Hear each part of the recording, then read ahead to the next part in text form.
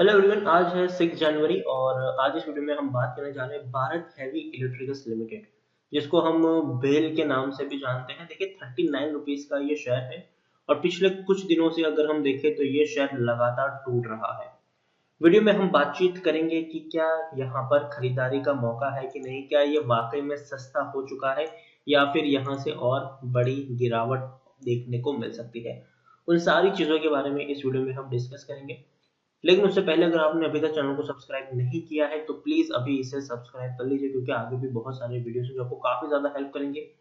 उसके साथ साथ अगर आपने अभी तक मेरी टेलीग्राम चैनल को सब्सक्राइब ना किया हो तो उसको भी सब्सक्राइब करना मत भूलिएगा। लिंक जो है वो आपको डिस्क्रिप्शन में मिल जाएगा।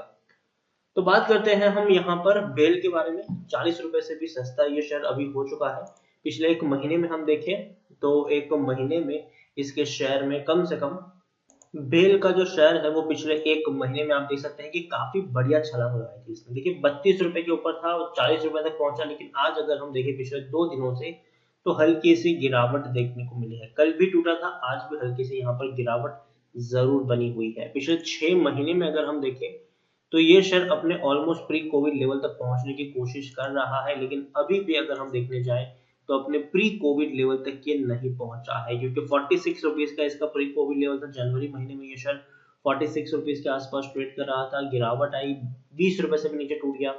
बाद में दोबारा बढ़िया रैली आई और ये वो दौर था जब हम चाइना को बाइकआउट कर रहे थे, चाइनीज कंपनियों को बाइकआउट कर रहे थे। और ऐसे में जो वेदांता के चेयरमैन है अनिल अग्रवाल, उनकी तरफ से एक बड़ा स्टेटमेंट आया था कि अगर हम चाइनीज कंपनियों को बाइकआउट कर रहे हैं तो चाइनीज कंपनियों का जो बड़ा अल्टरनेटिव है वो बन सकता है भारत हैवी इलेक्ट्रिकल्स। एक बड़ा अल्टरनेटिव बन सकता है चाइनीज कंपनियों का। और इसीलिए शेयर बहुत ही कम वक्त में 2 गुना हो गया था, डबल हो गया था, डबल पैसा कमा कर दे दिया था इसने।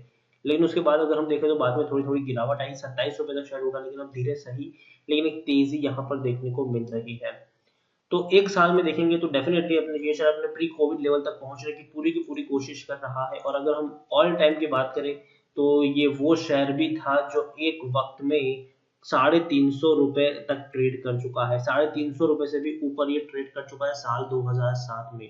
उसके बाद गिरावट भी आई थी जो इसको दोबारा से 150 रुपए तक लेके गई, लेकिन बाद में फिर से तेजी आई जो इसको 350 रुपए तक लेके गई। लेकिन उसके बाद अगर हम 2010 के बाद देखेंगे तो सिर्फ और सिर्फ यहाँ पर गिरावट बनी हुई है। इसके अलावा एक और चीज अगर मैं आपको दिखाऊं तो मिड कैप शेयर है, ये तकरीबन 14,000 करोड़ के आसपास का इसका मार्केट कैप एनएससी में देखने जाए तो तकरीबन तकरीबन 7 करोड़ के आसपास का वॉल्यूम ट्रेड है। बहुत बड़ी क्वांटिटी में लोग यहाँ पर खरीदारी और बिकवाली कर रहे हैं और काफी बड़ा वॉल्यूम ट्रेड हमें देखने को मिल रहा है। देखिए सरकारी शेयर है ये। बेल की हम बात करें तो सरकारी कंपनी है और प्रमोटर के पास 63.13% की होल्डिंग है। हालांकि एफआईएस और म्यूचुअल फंड के पास भी अच्छी खासी होल्डिंग है, लेकिन उन्होंने पिछले क्वार्टर के मुकाबले बिकवाली भी की है। 4.24% की होल्डिंग एफआईएस के पास है, 4.27% की होल्डिंग म्यूचुअल फंड के पास है और 10.91% की होल्डिंग इंश्योरेंस कंपनीज के पास देखने को मिल रही है। और जैसे कि मैंने आपको शुरुआत में कहा कि सरकारी कंपनी है तो प्रेसिडेंट ऑफ इंडिया सबसे बड़े प्रमोटर है 63.17% की होल्डिंग के साथ। एक भी शेयर उनका गिरवी नहीं है। 15 म्यूचुअल फंड और 130 एफआईएस का भी पैसा यहाँ पर लगा है। और हाईएस्ट पब्लिक शेयर होल्डर में एक बहुत बड़ा नाम है एलआईसी। 10.07% की होल्डिंग एलआईसी के पास है। इंडिविजुअल इन्वेस्टर होल्डिंग 14.16% के आसपास देखने को मिल रही है। 2019 में एक अच्छा डिविडेंड पे किया था, 1 रुपए 20 पैसे पर शेयर का डिविडेंड इसने पे किया था सितंबर महीने में। लेकिन 2020 में डिविडेंड पे नहीं किया है। पेंडेमिक के दौरान डेफिनेटली ये माना भी जा रहा था कि डिविडेंड ज्यादातर कंपनी नहीं पे करेगी। अब देखने वाली बात है कि 2021 में डिविडेंड पे करते हैं कि नहीं। भेल के बारे में अगर मैं देखूं तो टेक्निकल रेटिंग जो है वो अभी भी शानदार है। भले ही पिछले 2 दिनों से गिरावट है, लेकिन अभी भी तेजी के संकेत है यहाँ पर। अभी भी इसकी जो रेटिंग है वो बढ़िया है। उसके अलावा according to Moneycontrol user 83% लोग खरीदने की सलाह दे रहे हैं, 10% लोग आपको होल्ड करने की बात कर रहे हैं। मतलब 7% लोग ही है जो आपको यहाँ पर बेचने की सलाह दे रहे हैं और बाकी सारे लोग आपको यहाँ पर सिर्फ और सिर्फ खरीदने की सलाह दे रही है और खरीदारी की है तो बने रहने की सलाह दे रही है। 2014 में आखिरी बार कोई बड़ी ब्लॉक डील हुई थी, उसके बाद कोई बड़ी ब्लॉक डील भी नहीं हुई। और 2019 के जनवरी महीने में हालांकि एक बहुत बड़ी क्वांटिटी प्रमोटर के द्वारा बेची गई थी, लेकिन उसके बाद अगर हम देखें तो कोई ऐसा कोई बड़ा ट्रांजेक्शन देखने को नहीं मिला है। पिछले 2 साल से कोई बड़ी ट्रांजेक्शन यहाँ पर देखने को नहीं मिली है, ऐसा हम यहाँ पर कह सकते हैं।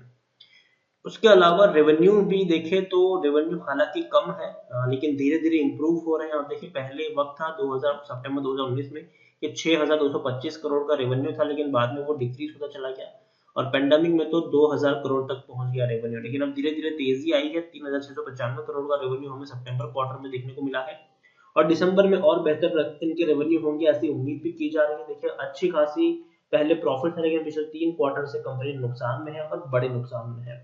लेकिन उम्मीद की जा रही है कि बहुत जल्दी कंपनी प्रॉफिट में आ जाएगी और अच्छे खासे प्राइस पर भी ट्रेड करेगा ये शेयर। अच्छी खासी होल्डिंग प्रमोटर की है, एफआईज पब्लिक म्यूचुअल फंड भी कई बड़ी क्वांटिटीज में यहाँ पर बैठे हुए हैं। और अगर हम देखने जाए तो अभी भी ये शेयर का जो ट्रेंड है वो पॉजिटिव है। अब देखिए बड़ी जो कंपनी, अब देखिए बड़े ब्रोकरेज हाउस की अगर हम बात करें तो उनका टारगेट प्राइस देखिए 45 रुपए का टारगेट प्राइस है, भेल को लेकर 45 का टारगेट प्राइस देखने को मिल रहा है। उसके अलावा 56 रुपीज का भी टारगेट प्राइस हमें देखने को मिल रहा है। तो बड़े टारगेट प्राइस अभी भी इस कंपनी के बताए जा रहे हैं और बहुत जल्दी वो अचीव भी होंगे, ये भी कहना है बड़े बड़े एनालिस्ट का। तो 50 रुपए के आसपास के टारगेट प्राइस हम कह सकते हैं कि बड़े एनालिस्ट के द्वारा इसमें सुझाए गए हैं। और अगर आप मेरे चैनल को रेगुलर फॉलो कर रहे हो तो भारत हैवी इलेक्ट्रिकल्स के ऊपर मैंने आपको पिछले काफी वक्त से वीडियो बनाए हैं। और जब से गिरावट आई थी, जब से शायद 20 रुपए तक पहुंचा था, उसके बाद जब 40 पे पहुंचा तब मैंने कहा था कि अब चाहे तो प्रॉफिट बुकिंग कर सकते हैं। बाद में फिर से हमें गिरावट आई, 27 पे पहुंच गया। तब से लेकर अब तक भेल पर मैंने वीडियोस बनाए और मैंने हर बार कहा कि खरीदारी कर सकते हो, क्योंकि देखिए पहली चीज तो है कि ये कंपनी डूबने वाली नहीं है, पीएसयू शेयर है और ऑलरेडी प्रमोटर जो है उनके पास ऑलरेडी 63% की होल्डिंग है, तो और ज्यादा होल्डिंग प्रमोटर बेचेंगे नहीं, ये बात तय है यहाँ पर। उसके अलावा एक और चीज अगर हम देखें तो जिस तरीके से इंडिया और चाइना के बीच में टेंशन बना हुआ है, तो कहीं ना कहीं इसका जो इम्पैक्ट है वो इस कंपनी के ऊपर होगा। क्योंकि भारत हैवी इलेक्ट्रिकल्स एक ऐसी कंपनी है जो चाइनीज कंपनियों का अल्टरनेटिव बनने का दम रखती है।